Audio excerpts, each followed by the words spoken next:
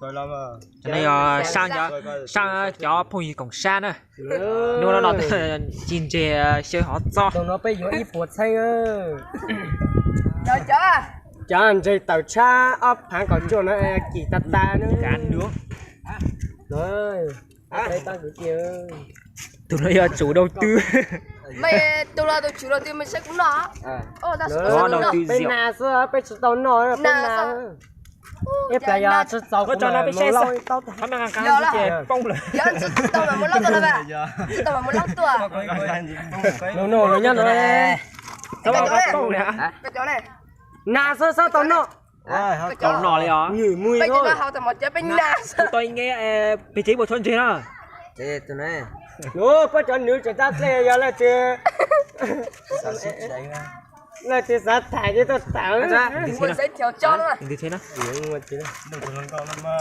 Đừng bóc tao. nữa Cả rất nhiều. wow cái thằng gì nè sao nào mà bên nào rồi ở trong mồi hả ở chỉ muốn tích Cái mua là cái nó cái gì giờ là.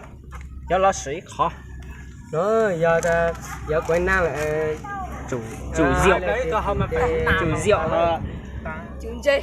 chủ cá một chế lại giờ quên nào là cứ đi giờ sinh chạy là ta nữa Ui, để xin chạy ra nó mua luôn. Xin chạy. giờ sinh chạy nhà trường nữa nhưng mà chỉ Nên nào muốn nó là không mà càng mà con chip bông rồi nè trong tàu cái một cái hộp trâu nữa ăn với tồn chế nên bây giờ không mời chơi tất nó cả anh em không à thì nó hậu vùng mà hậu một tô hậu tu Đây to.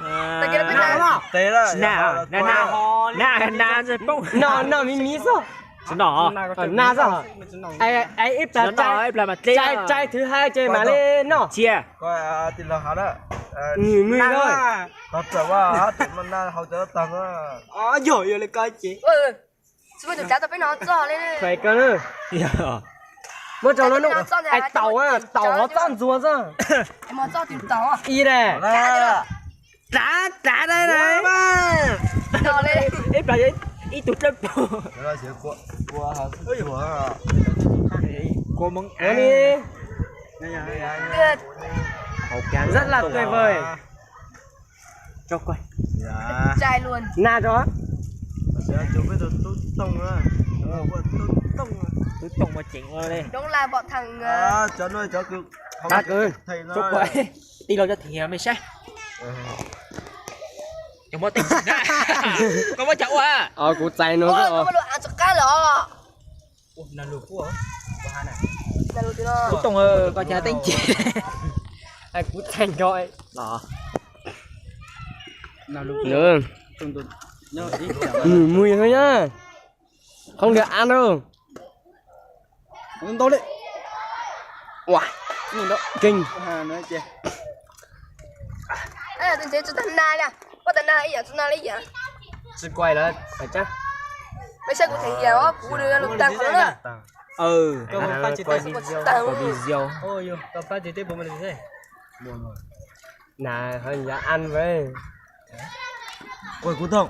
Giờ cho cú tí hậu. Hậu bé hậu của mình khăn nữa. Đây bên thả cho nó ra quay cho nó ra. quá tao có biết thằng siêu không mà tàu đây là bên nó bên bóng à trời dài đó mình ăn được nu đâu của mình được bao số tiền Đây là tôi à. Ui, phải tao cho, nó bảo. à của tôi khơi muốn nhớ là mình quá Dạ, anh tao chỉ tôi cho yên rồi. qua tôi mà qua tôi số tiền mình Còn nữa tôi móc khó bây giờ. Ui. Tao chuyện là tôi chỉ nó khỏi rồi. tao thì mà nó là còn nhiều tao thì ơi giờ tôi lo gì cho một tay ấy nhá kìa Nhưng mà tôi bất kỳ ở trò chơi đó rồi. Là ta ghé trò đó xe bên xe.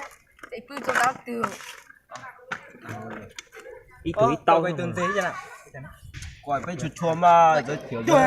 tao nói nụ sông sông ăn nụ và cha sông sông ăn cha tụi nó giờ cả cạnh chỉ mới chiều cho trong linh cha cho số tiền là họ cho nó chơi giờ gió và chưa cho nó chơi lù rồi sao thế giờ gió Tôi chơi nó cũng. Mày cho đại ván á. kinh được của nó Dạ, có. tụi kinh à Có.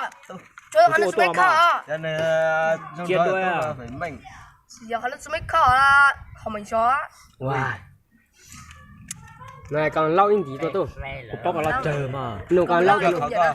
จะไปจืดไป tao mình lo ตรงไปเลยนะ tao giờ tao kinh tàu nòng cả hả bị tàu mò nó căng lâu mày rất lên chơi đó lâu rồi mất cái luôn cái chính nan luôn dạ luôn luôn nè lâu còn tí có lâu tí có á lâu tí là chơi tao nạp bắp tung ơ hậu tụt tàu hay lâu tí cao mà là bên nào chị nó lù nó lấy đi có ít tao ơ